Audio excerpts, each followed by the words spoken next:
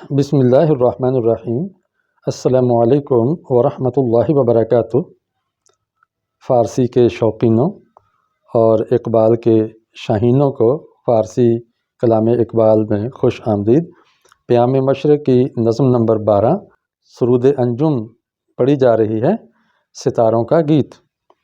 تو ستارے صدیوں سے گردش کر رہے ہیں اور زمین پر بسنے والوں کو باہم لڑتے بڑھتے ابھرتے مٹتے دیکھ رہے ہیں، اور آج بند نمبر 3 اور 4 میں ستارے ہماری کیا داستان بیان کر رہے ہیں اس کو بھی سماعت فرمائیے۔ سب سے پہلے ہم اس کی خواندگی کریں گے، اس کو پڑھیں گے، تلفظ درست کریں گے، بعد میں ترجمہ ہوگا اور اس میں آنے والے کلمات کی صرفی نحوی وضاحت ہوگی انشاءاللہ۔ گرمی کارزار ہو، خامی پختہ کار ہو، تاج و سریر و دار ہو، خوری شہریار ہو، بازی روزگار ہو، می نگریم و می رویم۔ خواجہ ز سروری گزشت، بندہ ز چاکری گزشت، زاری و قیصری گزشت، دور سکندری گزشت، شیوائے بتگری گزشت، می نگریم و می رویم۔ ترجمہ۔ گرمی کارزار ہا، یاد رکھیں یہ جو ہا لگا ہے یہ واحد کو جمع بنانے کا طریقہ ہے۔ کارزاروں کی گرمی، کارزار یعنی بازار جہاں پر کام چل رہا ہو۔ زار کے 2 معنی ہیں، کھیت بھی ہے اور زار کا معنی رونا بھی ہے، جیسے زار و قطار رونا۔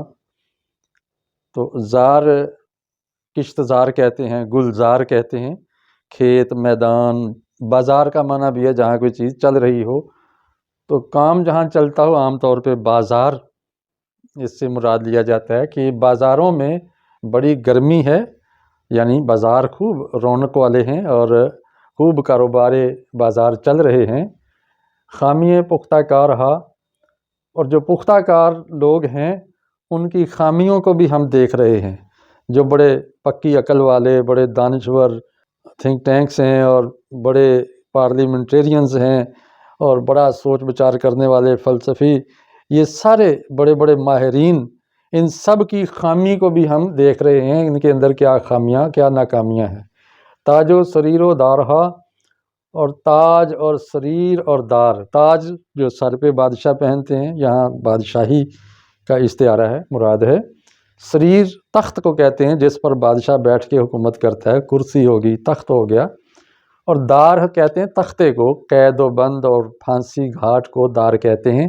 تو ستارے کہتے ہیں ان سارے مناظر کو ہم دیکھ رہے ہیں، اور لوگوں کو تخت پر بیٹھتے ہوئے بھی دیکھتے ہیں اور تختہ دار پر چڑھتے ہوئے بھی ہم دیکھ رہے ہیں۔ خوریے شہریار ہا، اور جو شہریار لوگ ہیں یعنی بادشاہ قسم کے لوگ، بڑے بڑے ملوک، ان کو ذلیل و خوار ہوتا بھی دیکھ رہے ہیں، ان کی ذلت و خواری کو بھی ہم دیکھ رہے ہیں۔ ویسے جاندار کی جمع بنانا ہو تو الف نون کے ساتھ جمع بنائی جاتی ہے، شہریاراں ہونا چاہیے تھا، اور بے جان کی جمع بنانے کے لیے ہا لگتا ہے آخر میں، تو کبھی الٹ بھی ہو جاتا ہے۔ یہ شاعروں کی اپنی مرضی ہے کہ وہ کس طرح کسی لفظ کو کاٹتے اور اس کو درست کرتے ہیں، اس کے اندر موزون کرتے ہیں۔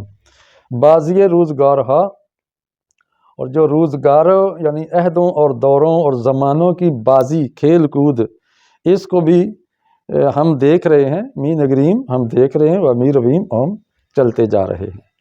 تو اس بند میں ستارے کہہ رہے ہیں کہ ہم بازاروں کی رونق، دانشوروں کی خامی، بادشاہوں کا ابھرنا اور مٹنا اور ان کا رسوا ہونا اور زمانے کا اتار چڑھاؤ، اس کی کھیل کود، یہ ساری چیزیں ہمارے سامنے ہیں جو دنیا کے سٹیج پہ دکھ رہی ہیں۔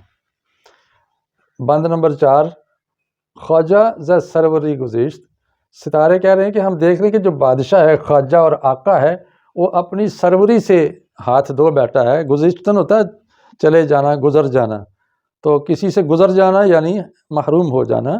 جو سروری سے محروم ہو گئے ہیں بادشاہ، یہ بھی دیکھ رہے ہیں کہ جو بندے ہیں، غلام ہیں، از ز چاکری گزشت، ز اصل میں تھا از کا مختصر ہے ز چاکری، چاکری سے، غلامی سے، گزشت محروم ہو گئے، اب غلام غلامی سے محروم ہو گئے، یعنی غلام آزاد ہو گئے، ان کے بندھن ٹوٹ گئے، ان کی زنجیریں کٹ گئیں اور وہ آزاد ہو گئے ہیں۔ اب بادشاہوں کے تخت الٹ گئے اور غلام اوپر ابھر گئے ہیں۔ زاری و قیصری گزشت، جو زار ہے، روس کے بادشاہ کو زار کہتے ہیں، روم کے بادشاہ کو، جرمن کے بادشاہ کو قیصر کہتے ہیں۔ تو روس کے بادشاہ اور روم کے قیصر بھی اپنی بادشاہتوں اور قیصریت سے محروم ہو گئے۔ دور سکندری گزشت، سکندر کا دور بھی چلا گیا اور ختم ہو گیا۔ شیوا بت گری گزشت، ستارے کہتے ہیں کہ ہم نے دیکھا کہ بت گری کا شیوا بھی ختم ہو گیا، جیسے آزر تھا ابراہیم علیہ السلام کا باپ، اور اس کا جو بادشاہ نمرود تھا جن کے ہاں بت پرستی عروج پر تھی، یہ سارے بت پرست بھی گئے اور ان کے بت بھی گئے اور ان کا پیشہ بھی گیا، ان کا شیوا بھی گیا۔ اتنے اتار چڑھاؤ آ چکے ہیں اور یہ سب ہم دیکھ رہے ہیں اور چلتے جا رہے ہیں۔ تو دونوں بندوں کا مطلب اور مفہوم یہ ہو گیا کہ قوموں کے عروج و زوال کو ہم اپنی آنکھوں سے دیکھ رہے ہیں، اتار چڑھاؤ آتے رہتے ہیں۔ دیکھنا یہ چاہیے کہ ہم کن اصولوں پر رہیں اور کن اصولوں پر ترقی پائیں۔ تو وہ اصول ظاہر ہے وہی بہتر ہوں گے جس نے یہ زندگی بنائی اور یہ دور پیدا فرمائے ہیں، اور وہ اللہ ہی کی ذات ہے جس نے ستاروں کو بھی بنایا اور زمین کے آباد کاروں کو بھی بنایا ہے۔ اب ہم آتے ہیں کہ کچھ لفظ ہیں جن کے مصدر ہیں پختن، پکنا یا پکانا، اس سے یہ پختہ کار لفظ بنا ہے۔ بازیدن، کھیلنا، اسی سے بازی بنا ہے۔ گزشتن، گزرنا، اس سے یہ گزشت بنا ہے۔ اس سے اب ہم ماضی بنانا چاہیں تو بہت آسان طریقہ ہے، آپ کو بار بار بتایا کہ نون کو ختم کر دیں تو یہ فعل بن جاتا ہے اسم سے۔ پخت، وہ پکا یا اس نے پکایا، اور بازید وہ کھیلا، اور گزشت وہ گزر گیا۔ مضارع بنانا ہو تو میں نے بتایا تھا کہ اگر مضارع کے مصدر کے آخر میں یدن ہو تو پھر یا نون کاٹ دو تو یہ بن جائے گا مضارع، لیکن دال سے پہلے زبر کا ہونا ضروری ہے، بازد۔ پختن کا اس سے ذرا مختلف آتا ہے، یہ آ جائے گا پزد۔ جب ختن آ جائے نا، خے، تن سے پہلے خے آ جائے تو وہ زے میں بدل جاتی ہے اور تن کی جگہ دال لگ جاتی ہے۔ یہ ایک دوسرا سیٹ ہے مضارع بنانے کا، ایک دوسرا قاعدہ ہے کہ اگر ختن آ جائے تو خے کو زے میں بدل کر آخر میں دال لگا دو۔ گزشتن کا آ جائے گا گزرد، اگر شتن آ جائے تو اس کی شین کو رے بنا دو اور علامت مضارع دال لگا دو، گزرد۔ یہ ہے فعل مضارع۔ اس کا حال بنانا ہو تو مضارع سے پہلے می بڑھاتے جاؤ، می پزد، می بازد، می گزرد۔ ترجمہ کیا ہو گیا؟ وہ پکاتا ہے یا پکتا ہے، وہ کھیلتا ہے، وہ گزرتا ہے۔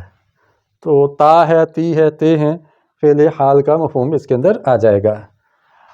امر بنانا ہے تو دال ہٹا دو مضارع کی تو یہ بن جائے گا پز۔ بازد سے باز، گزرت سے گزر۔ پز میں نے پکا، باز میں نے کھیل، اور گزر گزر، چلا جا۔ نہیں بنانا ہو تو امر سے پہلے میم لگا دیں، مپز، نہ پکا، مباز، نہ کھیل، مگزر، نہ گزر۔ اور حاصل مصدر کیسے بنتا ہے؟ فعل امر کے آگے شین بڑھا دو تو بن جائے گا پوزش۔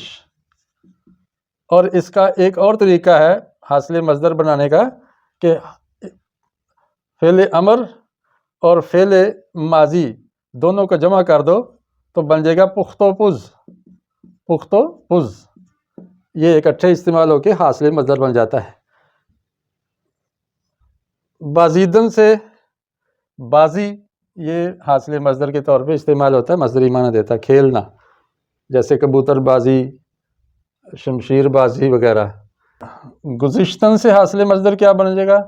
گزشت۔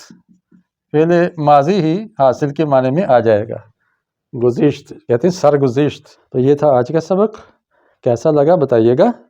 اللہ تعالیٰ میرے اور آپ کے علم میں اضافہ فرمائے اور ہمیں اس دنیا کے سٹیج پہ بہترین کردار ادا کرنے کی توفیق عطا فرمائے۔ السلام علیکم ورحمۃ اللہ وبرکاتہ۔